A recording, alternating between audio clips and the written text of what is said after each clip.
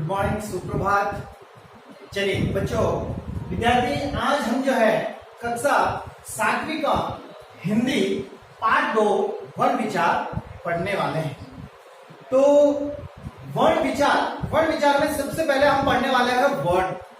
ये जो बच्चों वर्ण है, ये वर्ण। तो बच्चों वर्ण क्या होता है? जैसे कि आपने स्वर के अंदर जो अ से अनार, आ से आम, अ से लेके अ तक होता है स्वर और व्यंजन, क ख ग घ, है ना, अंग, ये सब जो है हम वर्ण कहते हैं।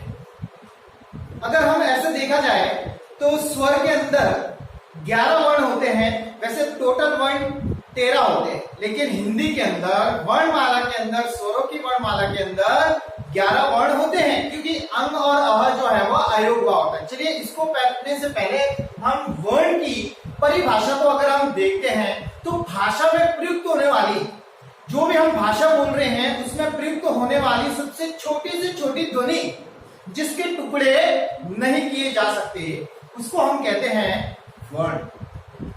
इसकी परिभाषा पुनः मैं दोहराता हूं। भाषा में प्रयुक्त होने वाली सबसे छोटी से छोटी ध्वनि जिसके टुकड़े नहीं किए जाते, उसको हम वर्ण कहते हैं। आप पॉइंट से भी आप लिख के समझ सकते हैं। जैसा कि मैंने आपको बताया, भाषा की सबसे छोटी इकाई जिसके टुकड़े नहीं किए जा सकते या जिसके टुकड़े संभव नहीं है, उसको हम कहते हैं वर्ण। अब दूसरा जो है, ये हमने पढ़ा पहला, अब हम पढ़ेंगे दूसरा। हमने देखा होगा वर्णमाला। तो वर्णमाला किसे कहते हैं? वर्णों के समूह को वर्णमाला कहते हैं। वर्णों के समूह को हम क्या कहेंगे? वर्णमाला। तो बच्चों, वर्णों का समूह, ठीक है ना, वर्णमाला, अ से क से लेके ग तक, ये पूरा क्या है? समूह है पूरा टोटल, ठीक है ना। तो वर्णों के समूह को हम क्या कहेंगे? वर्णमाला। अब मैं आपको उदाहरण बताता हूं। जैसे कि ये लिखा है क, तो ये क क्या है? वर्ण है, प्लस ख, ये क्या है? वर्ण है, ठीक है। तो इसी तरह इन सबको मिला दिया जाए तो इसको हम बोलेंगे वर्णमाला, ठीक है। और वर्णों को मिला के, जैसे क ल कल, क प्लस ल, वापस मैं बताता हूं, क प्लस ल इक्वल टू कल, तो ये हमारा एक बन गया शब्द। क्या बन गया? शब्द बन गया। और शब्द सब मिलते हैं, जैसे कि ये एक शब्द है, ये एक शब्द है, ये एक शब्द है। जब शब्द मिलते हैं तब हम उन्हें वाक्य कहते हैं। तो बच्चों, वर्ण का मतलब क्या हुआ?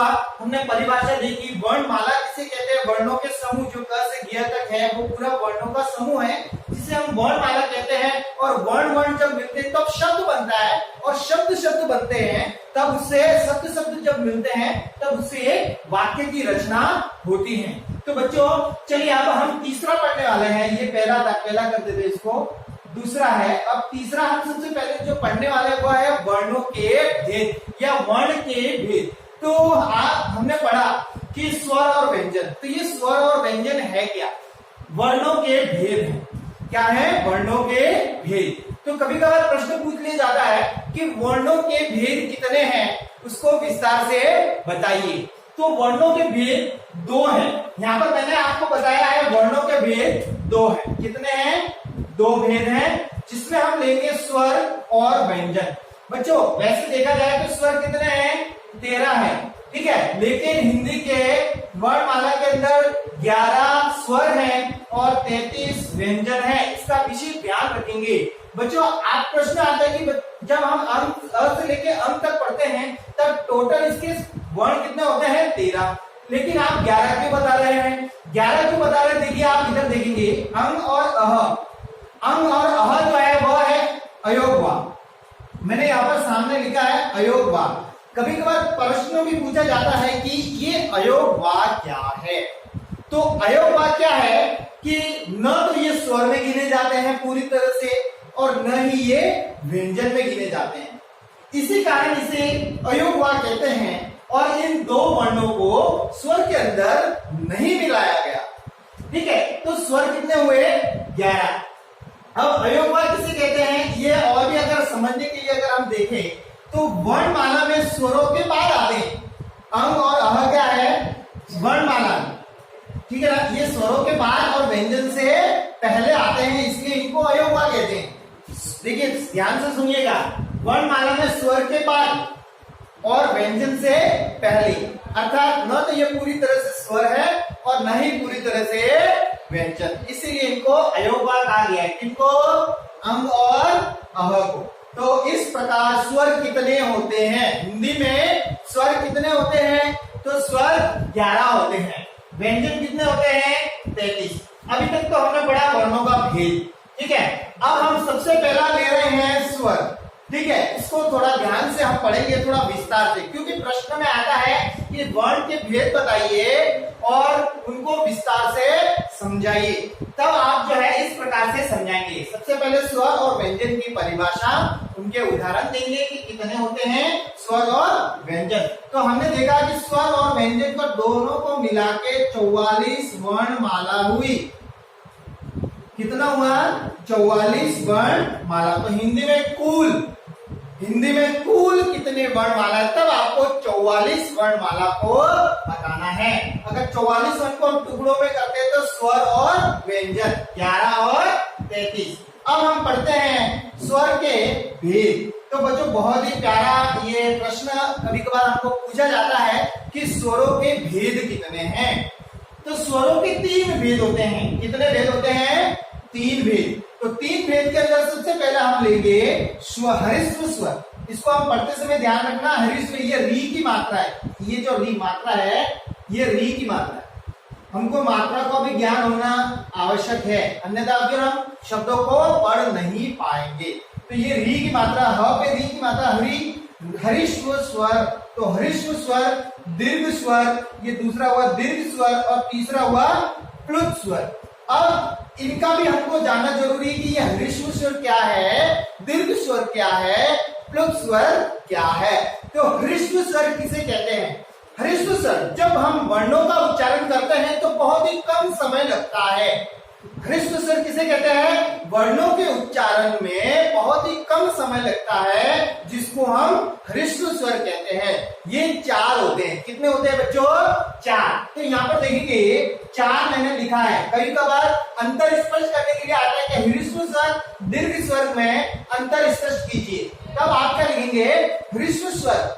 हरिस्व स्वर मतलब जिसको उच्चारण करते समय, जिन वर्णों का उच्चारण करते समय बहुत ही कम समय लगता है, उनको हरिस्व स्वर कहते हैं। दूसरा अंतर आप लिखेंगे, ये कुल 4 होते हैं। तीसरा, इसको उदाहरण के माध्यम से बता सकते हैं, अ, ई, उ और री। देखिए जब हम इनका उच्चारण कर रहे हैं, जैसे मैंने सिंपल सा करा, जिसका उच्चारण में बहुत ही कम समय, मतलब ना के बराबर लगा, अ, ई और री, ओ। तो ये जो है बहुत ही कम समय लगा। अभी हम आगे बढ़ते हैं दीर्घ स्वर, जैसे कि नाम से ही स्पष्ट है, दीर्घ। दीर्घ मतलब लंबा, ठीक है ना। तो जब भी वर्णों का उच्चारण होता है तो हृस्व की अपेक्षा ज्यादा उच्चारण में समय लगता है, अर्थात हृस्व स्वर से दुगना क्या लगता है? समय लगता है, जिसको हम दीर्घ स्वर कहते हैं। ये कुल जो है 7 होते हैं, इसका ध्यान रखना। देखिए अंतर स्पष्ट, ये 4 होते हैं और ये 7 होते हैं। दीर्घ स्वर 7 होते हैं, जिसमें हम लेंगे आ। देखिए समय क्या आ रहा है? बढ़ रहा है, आ। और मैं बिल्कुल समझ नहीं लग रहा, आ, ई, उ, ए, ऐ और ओ, औ। मतलब इनमें क्या है? इन वर्णों के अंदर उच्चारण की गतिविधि या हम कह सकते हैं समय जो है वो थोड़ा ज्यादा लग रहा है, जिसके कारण हम इसे दीर्घ स्वर कहेंगे। चलिए बच्चों, अब हम तीसरा भेद स्वर का पढ़ने वाले हैं, जिसको बोलते हैं प्लुत स्वर। क्या कहेंगे? प्लुत स्वर। तो प्लुत स्वर किसे कहते हैं, इसका भी अंतर पूछ लिया जाए। तो बच्चों स्टेप बाय स्टेप, मतलब एक स्टेप चढ़ा, दूसरा स्टेप चढ़ा और तीसरा स्टेप पे हम चढ़ रहे हैं। तो प्लुत स्वर जिनको पुकारते समय बहुत ही लंबा समय लगता है, मतलब हरिस्व दीर्घ की हरिस्व स्वर दीर्घ स्वर का उच्चारण करने समय जितना समय लगता है, उससे भी अधिक स्वर प्लुत स्वर में लगता है। तो इसकी परिभाषा आप लिखेंगे कि प्लुत स्वर में जब भी वर्णों का उच्चारण होता है तब तिगुना, इसमें दुगुना, दीर्घ स्वर में दुगुना और इसमें प्लुत स्वर में तिगुना स्वर लगता है। आइए हम उदाहरण को समझेंगे। ये वाला आपने ये सिंबल देखा होगा, इसको अंग पढ़ते हैं, ठीक है ना, ऊ पढ़ते हैं, ऊ। तो ओम, जैसे कि हम उच्चारण करते हैं ना ओम, तो इसमें तिगुना जो है उच्चारण का समय लग रहा है। राम, जैसे राम तो हम नॉर्मल लिखते हैं, लेकिन बीच में कई बार ये लगा दिया जाता है सिंबल, ठीक है ना, तब हम पढ़ेंगे राम। तो इस प्रकार से लंबा समय वर्णों के अंदर जब भी हम उच्चारण करते हैं तो तिगुना समय लगता है, या उच्चारण का समय बहुत अधिक होता है, जिसको हम प्लुत स्वर कहते हैं। तो बच्चों आज हमने पढ़ा वर्ण विचार, वर्ण क्या होता है, वर्णमाला क्या होती है, वर्णों के भेद और स्वरों के भेद परिभाषा समेत विस्तार से पढ़ा। अब हम जो है एक छोटा सा पढ़ने वाला है जिसको हम बोलते हैं अनुस्वार और अनुनासिक। आपने कभी कभार शब्दों के अंदर देखा होगा कि जैसे मैं लिखता हूं मगल, क्या लिखा मैंने, मगल, लेकिन म के ऊपर मैंने ये बिंदी लगा दी अंग की, है ना, तो मंगल, अंग की मात्रा आ रही है, किसकी आ रही है, अंग की, तो मंगल। आपने इसके अंदर ध्यान किया होगा जब भी ये बिंदी लगती है तो इसका जब भी हम उच्चारण करते हैं, ठीक है, तो हमारे मुख के अंदर से जो हवा निकलती है, बाहर प्रवेश होती है, तो वह हमारे मुख के अंदर किसी भी स्थान को नहीं छूती और वरन नाक से बाहर निकलती है। आप उच्चारण करके भी देख सकते हैं मंगल, ठीक है, तो हमारे मुख के अंदर किसी भी स्थान को हवा छूती नहीं है, केवल नाक से बाहर प्रवेश, बाहर निकलती है, जिसे हम अनुस्वार कहते हैं। और हम अनुस्वार को एक बिंदी के द्वारा इसको पढ़ते हैं। अब हम आते हैं अनुनासिक। अनुनासिक का आपने देखा होगा चंद्रमा बिंदु, इसको हम कभी कभार कहते हैं चंद्रमा बिंदु, चंद्र बिंदु, ठीक है, लेकिन इसको उच्चारण मतलब इसको क्या कहेंगे, इसको कहेंगे अनुनासिक। अनुनासिक के अंदर क्या होता है कि जब भी वर्णों का उच्चारण होता है तो इनकी ध्वनि मुख व नासिका से निकलती है, नाक से भी बाहर निकलती है और मुख के विभिन्न भागों को टच करते हुए बाहर निकलती है, जिसे हम अनुनासिक कहते हैं। जैसे माँ, चांद मतलब चांद, मुंह आदि। क्लियर?